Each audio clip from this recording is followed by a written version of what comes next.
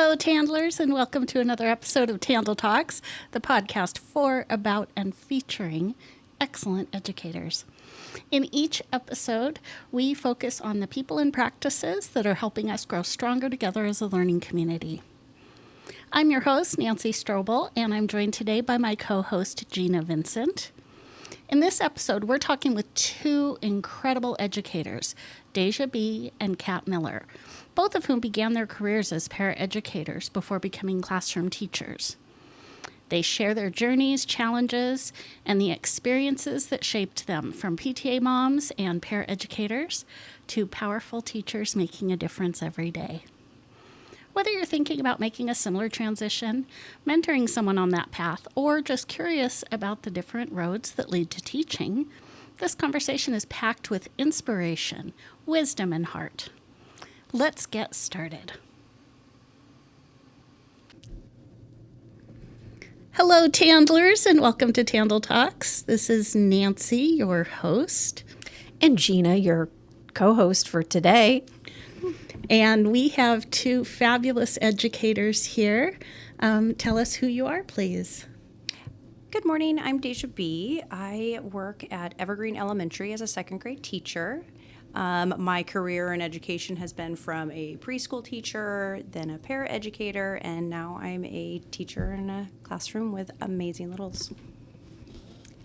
My name is Kat Miller, and I am this year next coming year is going to Hunt Elementary, and I was formerly at Carson.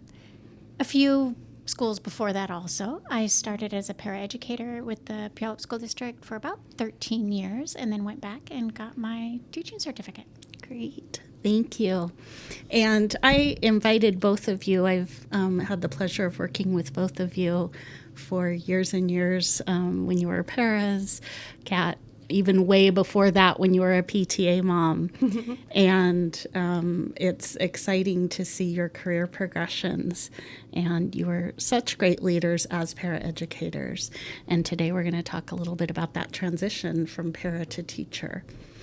So let's start out. Let's just go back in time. What were you like as a kid in school? Oh, you want me to go first? Mm-hmm. As a kid, it was in the 80s, so I was very Punky Brewster. I was into all that eclectic, fun, creative things. In class, my report card always said I talked too much, like most teachers. That's what happened. Also in elementary and all the way through school, I struggled academically. I just struggled, and so I had a lot of great educators that helped me along the way, and that's kind of why I also went into teaching and working with children, because I know the struggle and I wanted to be there for them.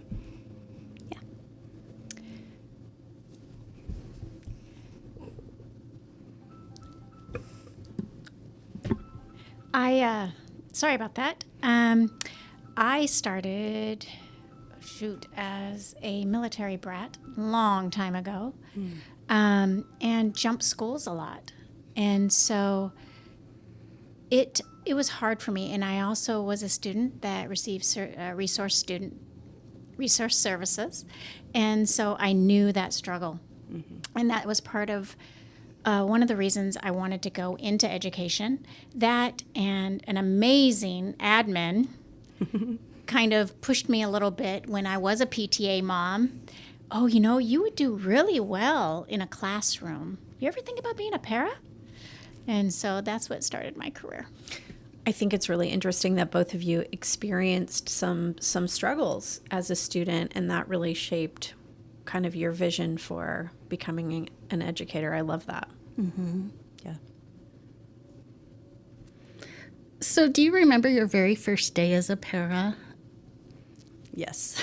What stands out for you? Scared beyond belief. Mm-hmm. I was so afraid to mess up.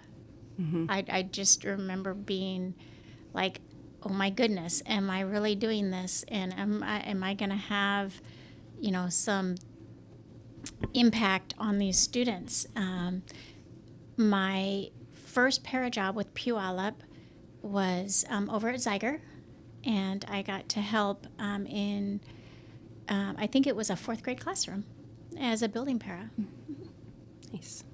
My first day was at Ferrucci Junior High, and I was a one-on-one para for an amazing little girl. And I just remember walking in and seeing those junior high kids and going, wow, they're really, really big and intimidating.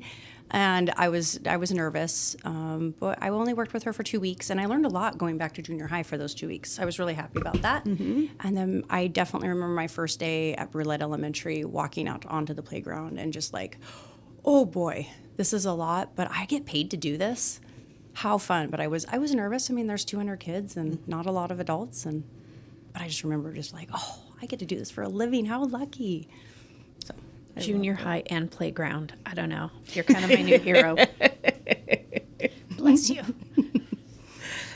And, one thing that stands out to me too, I remember when you worked on the playground, you did such a good job of making that an instructional space for kids. You were teaching SEL skills. You were intentional about the instruction. And I had not seen somebody run a playground the way you did at that time. So that stands out to me. thank you. I had a lot of pride in that, yes. What inspired you both to decide to become teachers after spending time as paraeducators? A lot of it, my oldest is on the spectrum. And so that had a huge inspiration. Just making sure that every child, first, is a gen ed student, and second, that every child deserves a chance at a quality education. Mine was a little bit more personal reasons. Like my mother had passed, and I've just felt this, like, it's time for me to move on. And then I had an incredible administrator handing me these pamphlets, like, constantly. And the program that I could go into, it was the cost and the accessibility for it. Like, it had always been such a hard task to go back to school in your 40s and do all these things, and this new program that came through that I was so excited about, it was just a natural fit for me. So tell us a little bit about that program. So I went to Pierce College, and they have a teaching certification program there. You can get your bachelor's degree there, and it's 2 years after you have your associates, 1 year in the classroom, and you can do full-time or part-time cohorts. And your certification is in early childhood education, and then I have a SPED endorsement also. I was told that they also offer EL endorsements now. Great. And it was just a lot of, you felt supported. I learned so much during those 2 years that I never would have gotten otherwise. That program, it was just a great fit. And I've sent a few other paraeducators there, and they're thriving in the classroom too. Great. Yeah, I know. I'm thinking of 2 people from your cohort that are teaching in the district. Yeah. Somebody I know in my district, they're moving on, and they're going to PLU to be an admin now. Oh, that's exciting. I'm so proud of her. So cool. Yeah. How about your program, Kat? What program did you go through? It's kind of a bittersweet. My husband is a 100% disabled veteran, so I used Chapter 35 to go back to school, and my bachelor's was paid for through WGU. Nice. Through the military to go to WGU. And so I ended up getting a dual for elementary education and special education. And then because of a friend that I'm staring at and very much pushing me, I went back to get my master's through WGU also. So she said it's possible, and I believed her, and I pushed through, and I was able to obtain my master's also. Yeah. It's so interesting because I went back to school in my 40s too, and I think it was such a different experience for me as an adult with work history and all of that. I just wonder how you felt about school now versus back when you were going through. Oh, good question. I think I had more patience and more drive and more reason, to be honest with you. I knew what I wanted. I think I'd matured enough. I don't know if I would have been mature enough in my early 20s or anything to finish. If it would have got hard, I'd been like, oh, peace out. Matter of fact, I actually am back in school. Haven't told many people. I know. I'm a glutton for punishment. Because my SPED is only K through 12 indoors. And I love the littles. So I am back in school to get my early childhood degree. Great. Wonderful.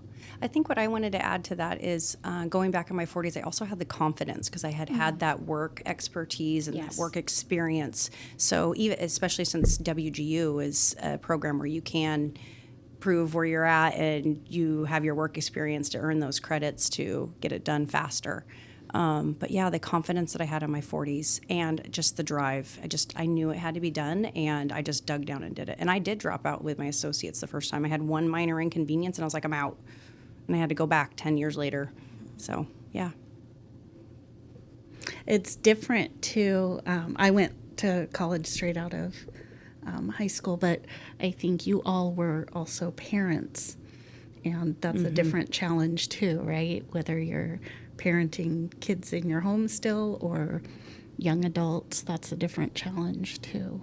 Absolutely. Absolutely. It was all hands on deck in the family and in the household. Everybody had to help out. What great modeling for your kids. I've been told. Yeah. They tell me. Yeah. They're proud of me. I mean, that shows perseverance. It shows the importance of having a goal and sticking to it, and just the importance of education, the priority of education. And, mine was a career change. So showed my kids that even though you choose to do something now doesn't mean you can't change and do something else at some point in your life. Right.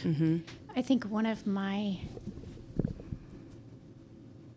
proudest moments of myself was at my bachelor's graduation up in Seattle, and both my boys attended with my dad and my husband and stuff. And when they said my name, when you walk across, you could hear both of my sons yell and scream, "That's my mom!"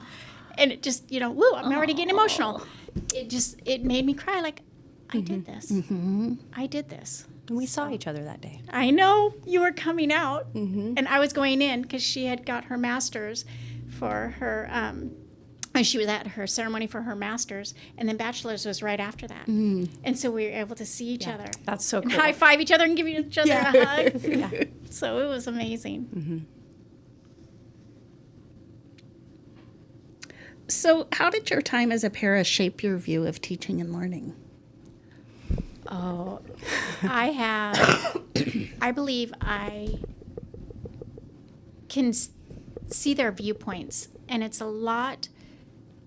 I think I have more respect and more understanding, more patience, because I understand what their job is, and not going in, not having that experience. I think it's a big difference. I really do. I honestly don't believe our education system would work as well without paraeducators. Absolutely not. We need them. They are vital and essential. Yep, agreed. Yes. Yeah. I think that coming from the playground into a classroom, it definitely, the teaching and learning, because there's so many, you have to learn how to choose your battles. And so that's one of the biggest things, especially on the playground. If you're just going to exhaust yourself if you're going to pick everything. And it's the same thing that comes into the classroom. And so in my classroom, we're always talking about learning together. We are all learning together. This is not just me doing this. We're all learning together, especially with the new curriculums that we're getting in the other district. So, it's really been a big impact to bring all that stuff back into the classroom and all learning together. And then to continue with that with the other programs I'm in, with leadership and Lego robotics and stuff like that.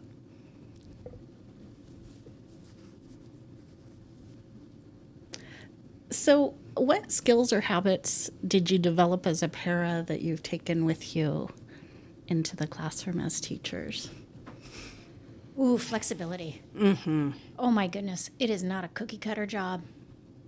You have to be flexible, on your toes. Things change in a split second. I think that is my number one thing. And as Deja just said, picking your battles. What is so important that other things can't wait. You know, when a student is having a meltdown or just is not getting it, pushing forward is not the right answer at that moment. Right. It's, you know, that child's state of mind and getting them regulated is so much more important than the regiment of the lesson plan. Yeah, I don't know what else to add to that. I mean, that's like perfectly said. So, yeah. I just think about all the things that paras do and the number of kids that you're servicing throughout the day and how that prepares you just to deal with that range of student and all the ways you have to be flexible and responsive. It's just kind of the perfect training ground. Right? Yeah. And focusing on progress, no matter how small. And Absolutely. Right. Celebrate those wins. Oh, every time. Have a glow party. Turn on the disco ball. Disco. I might have to get a disco ball now. I don't might have one. also in my office. I think I need one. Everybody needs a disco ball. We definitely need them. We all need disco balls. Absolutely. So, how do you think your experience as a para influences your work with other paraeducators now in your roles as teachers? The paras in my building, it's different in the district with how paras are used, but a lot of the paras in my building, they're the same. They have building duty, and they also we have a very strong Title I lab program in our building and resource, and I work with them as much as I can. I don't get para support as much as I did in Puyallup, but the paras that I do work with, they're just like any other teacher in the building. And if I don't know what to do, especially with my Title Lab students, I'm like, I have my wheels, I'm spinning my tires. I don't know what to do. And they're like, here you go. And so we work together as a team. Like, we are always, always a team. I love the paras. Last year, I wouldn't have been able to make it through the year with all my personal stuff without one of my favorite paras. So, yeah. Agreed. Right. Our paras, because last year I was in the resource program, they are educators. They teach groups. I may make the lesson plans, but they deliver it. And they put their own flavor on it. And kids will pick what they're drawn to. I was not some student's favorite teacher, believe it or not. You know, where I know, shocking, isn't it? It is, actually. No, really, it is. For reals. But a few of my paras over the years, that's the students what they were drawn to, their teaching style. And so I've told that I can be too nice sometimes, believe it or not. And That I believe. I've You're Moving so on. sweet. gotten the same. I've gotten the same. moving on. So they like the different style of the paras, how they deliver that instruction. And I am all for it. Whatever helps you learn, please keep doing it. Yeah, I have a few in the building that I've been like, I think I'm just going to take you to Pierce College one day for the orientation. There you go. Yeah. There you go. Sometimes we all need that, right? We need somebody who I needed says, someone to push me. And Yeah. I'm going to do that for them. you should do this, yes. We have two people that have pushed really hard in this little group here. Well, as I say frequently, I'm really good at hiring.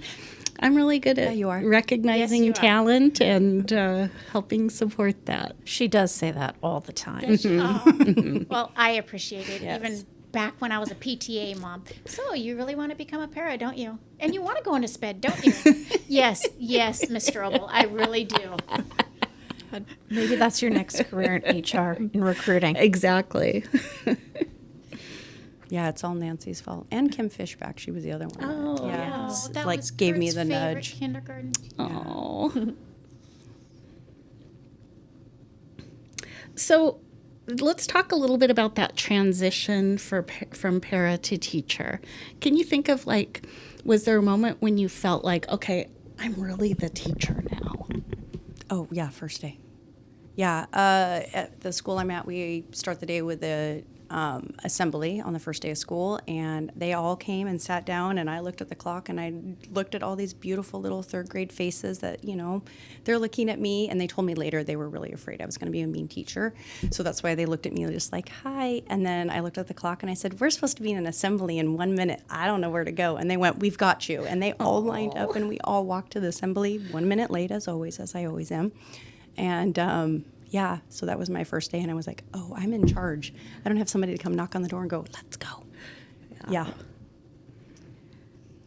I actually was hired mid-year. And so when I walked into that classroom, they were expecting another long-term sub.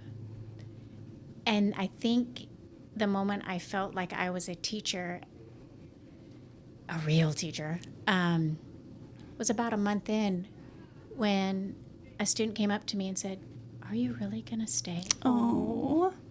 I said, yes, I'm staying. You're stuck with me. And they ran up and gave me a huge hug. Oh. I think that, I'm just getting goosebumps.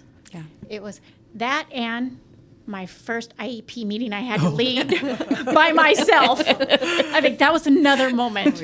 Oh man, I'm it. So, yes. Yeah, at conferences, the first time I did conferences, I was like, oh boy, this is going to be interesting. And it was not as bad as I always thought it would be. Yeah. Well, I think there's some real value in being more experienced when you're meeting with parents, because I feel like even though you're doing it for the first time, you're coming with a lot of life experience, and that really helps you have those conversations with parents. I agree. And we had those conversations with the parents of, I know this says first year on there. However, I have been working with children my entire adult life. So this isn't my first rodeo. Absolutely. So what are you guys thinking about next? Areas of leadership or growth? I know, Kat, you were, prior to becoming a teacher, you were super involved in the paraeducator union. You were a leader in that realm. What's next for you? What's on the Look at her, she's horizon? pushing again. I was also a building rep for PEA after I got my certification.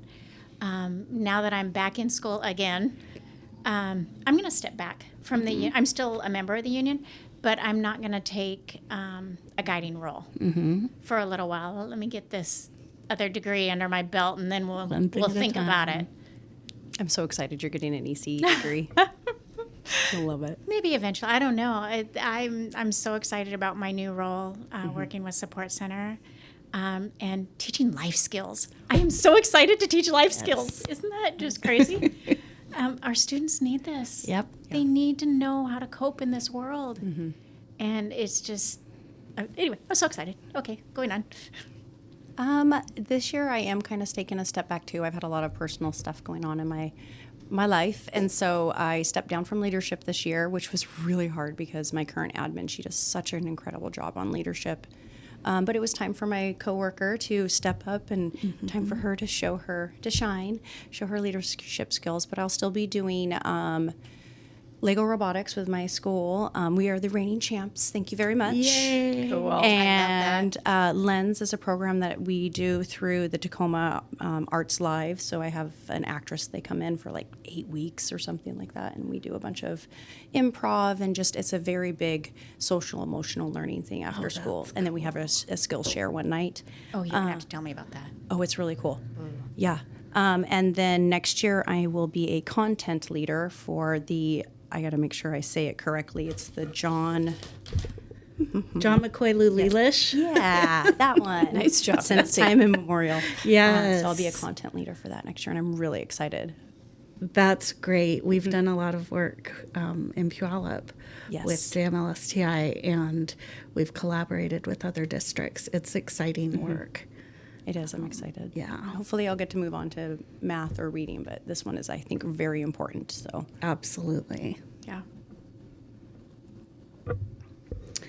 So what advice would you give to someone who is currently working as a para and is wondering if they might want to be a teacher? do it. I literally have "do it" written down here. Deja. It's the first 2 words I have. Do it. Absolutely. The deeper educational impact that I feel now that I am able to give made it worth it.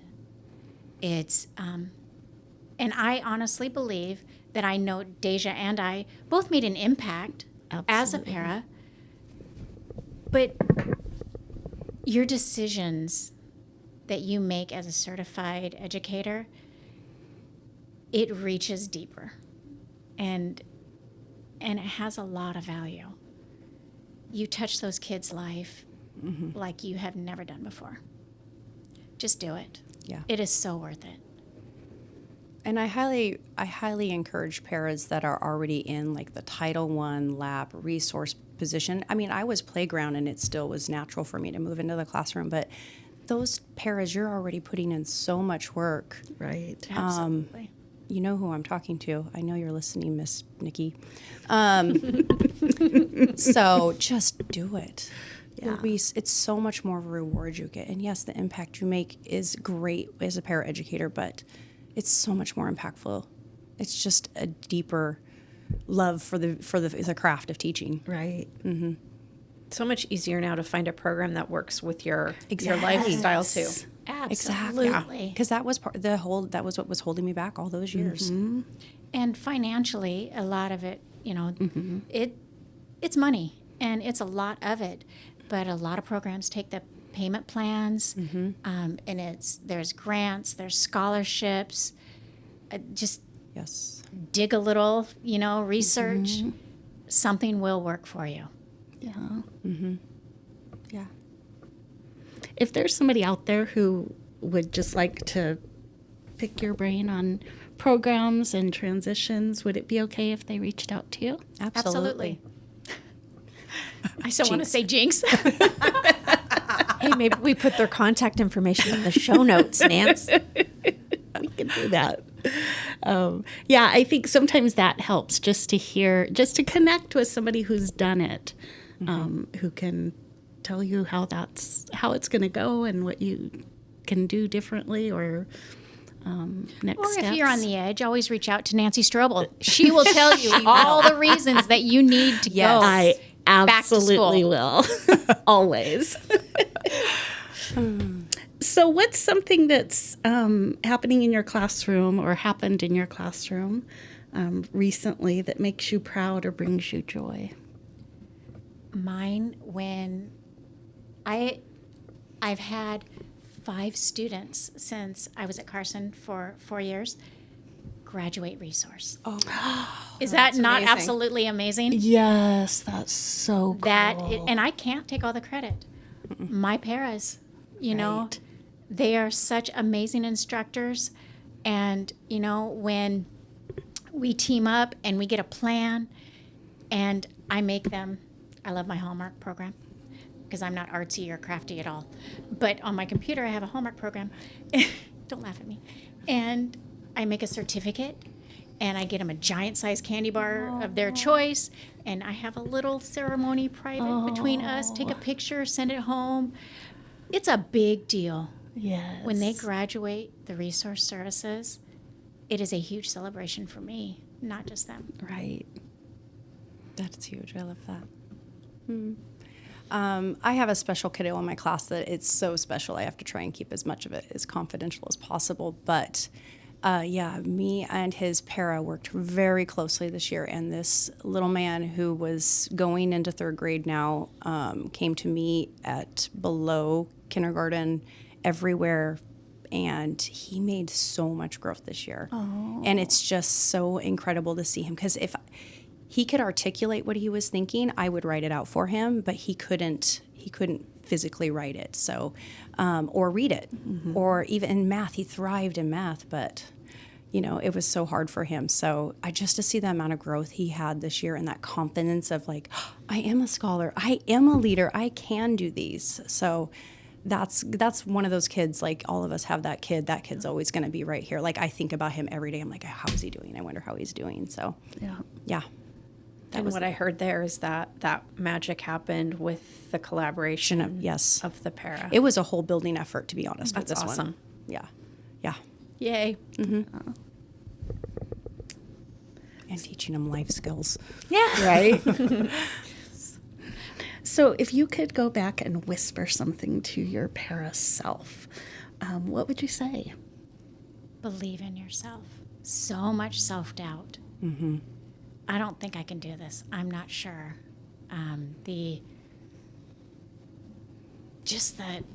The thoughts that go through your brain, just the doubt, and like I said, just believe in yourself. You've got this. You can do this. And with the amazing support of family and friends and administrators, it just... Friends. Yeah, friends. You can do this. Just believe in yourself. Yeah, it's funny because, I mean, maybe having us both here, because it's almost the exact same thing I wrote, is learning how to work through those productive struggles and leaning in on your circle. There's no way I could have gotten through those math courses without some people sitting at this table with me and lots of tutoring, and you've got this. You've got this. And so I would just like to do the same, as go back and tell myself, like, you can see the light at the end of the tunnel. Just keep digging through. You're going to be so happy at the end, and you've got this. Yeah.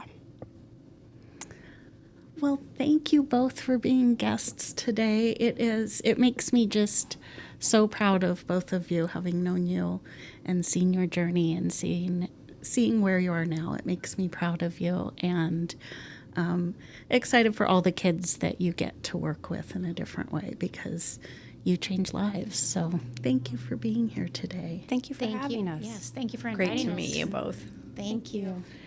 All right.